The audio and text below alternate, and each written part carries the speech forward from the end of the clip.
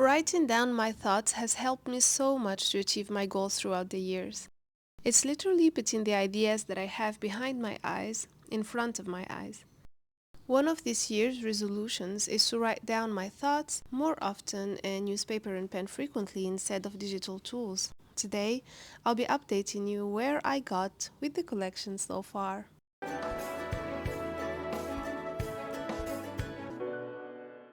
As you can see, here are the finished pieces after carving. You can find a playlist on my channel on how I carved by hand each one of those. These 4 pendants are my first collection for my brand Artis'or Bijoux, and I'm willing to share with you the journey of starting this brand from scratch. If you're interested, don't forget to subscribe, like, and comment. So this green jewelry wax will be casted in silver and it can be pre-ordered in gold as well. I don't cast in-house currently, so I'll take those to the casting company on my way with my husband in the motorcycle to put these little babies for casting. The weather is so nice this morning. If you don't know, I live in Casablanca. It's the economic capital of Morocco. By the way, please note that what I'm showing you today is the fruit of so many weeks of working, so it's not all in one day. I try to record important moments so you can follow along with me. The elevator is not working, so I'll go upstairs to the 4th floor. And done. I'll go back after 10 days, inshallah. It's my first time working with this supplier. I worked earlier with another one, and the experience wasn't that good, but I'm hoping the best this time. After asking so many suppliers online for packaging, I decided to go by myself and look for what I like, because they aren't very responsive, and if they are, they either have high prices or don't have what I'm looking for. We are in a packaging store in Casablanca where they sell so many items related to packing, all sorts of products. Although I didn't find something suitable for me this time, I'd like to take you for a little tour. As you can see, they offer boxes, fill-in materials, paper fill in different colors, small paper and plastic bags in different dimensions, as well as paper grocery bags in different sizes. Cosmetic transparent containers, as well as opaque ones in white or black, and plastic bottles for liquids like serums and cleansers, and dark ones to prevent oils, for example, from oxidation. Here are some tiny and small glass jars and mini plastic buckets too.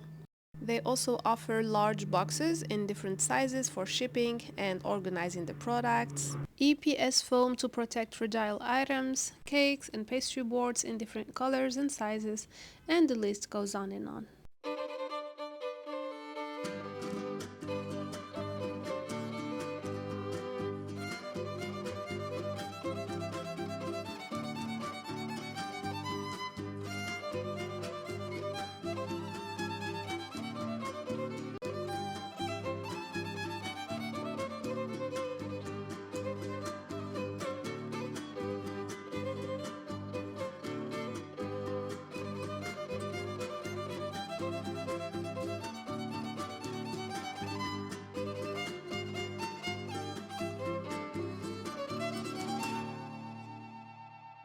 For me, I like this bag, but I didn't find a smaller size in that specific color. This one is too large for jewelry and I don't really find it a good idea. I went to some local markets and finally found the size and color that I was looking for. It wasn't initially what I wanted, but I purchased those to match the boxes I ordered earlier.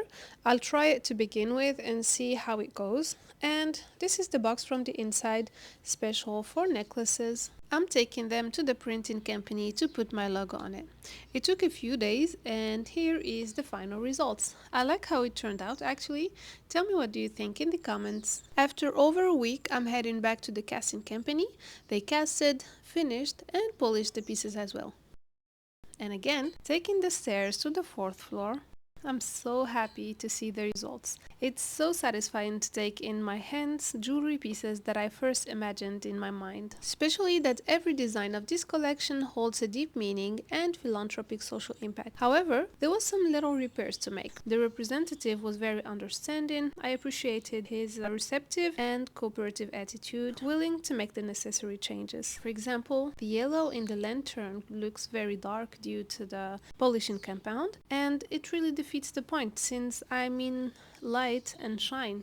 Now that the pendants are almost ready, I looked for the necklaces that are suitable for my collection. I'm happy that I found the exact ones I had in mind, but unfortunately I barely found 11 pieces. In Morocco we call this chopard, and it's mainly imported from abroad. This one is strong and thick enough for my handmade pieces.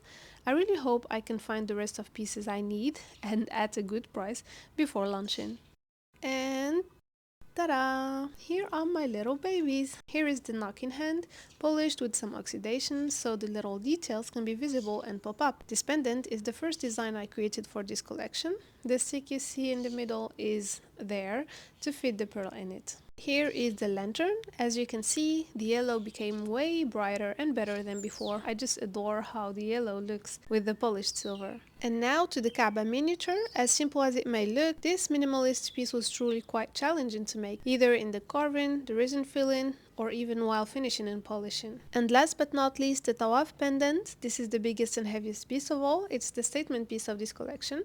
I love its meaning and its design too. I like the contrast of oxidation with the polished ball surrounding the center. Here as well, there is a stick to hold a beautiful pearl. Talking about pearls, I've got 3 colors of natural freshwater pearls, AAA quality: white, pink, and honey. I chose the white one for the Tawaf pendant and the honey for the knocking hand.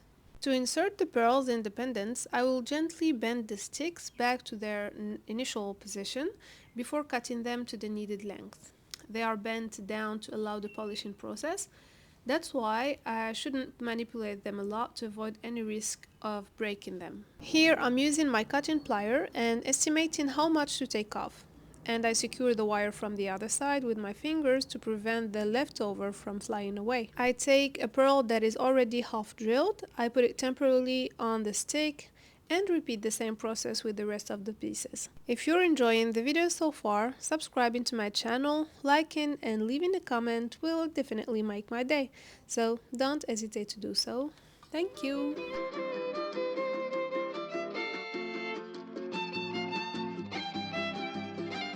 I repeat the same with the knocking hand pendant. I use my cutting plier to cut off the excess wire. I already have an estimation in my head how deep is the hole in my pearls, so I try to leave just the necessary.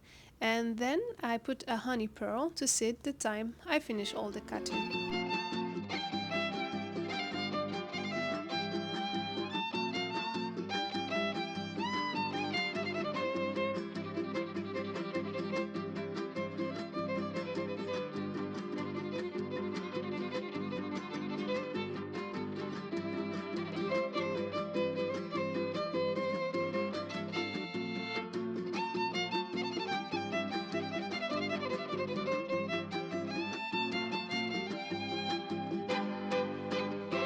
So here I'm using epoxy resin A and B that is special for jewelry. It's a very strong glue actually. Even if I don't put a stick inside the pearl and it's just a flat surface, it would stay where I put it. But I do prefer having a stick to support the position and avoid any possible accidents. I'm creating jewelry pieces that are meant to last for generations. So some little details do make the difference. It needs to be very well mixed to work perfectly. Here are the final pieces laying one next to the other. I feel very grateful for how they turned out. I still need to take professional pictures to post them on my page. That's the knocking hand, the tawaf pendant, the fanous or the lantern pendant, and the Kaaba miniature. If you'd like to order any of those pieces, you can contact me on Instagram. It's also possible in gold. I'll be sharing more content about this journey with you guys on this playlist. Your opinion matters, so tell me in the comments what do you think, honestly, about how the pieces turned out. Subscribe and take a look at my previous videos and stay tuned for what comes next. Thank you so much for watching. See you in the next video. Goodbye.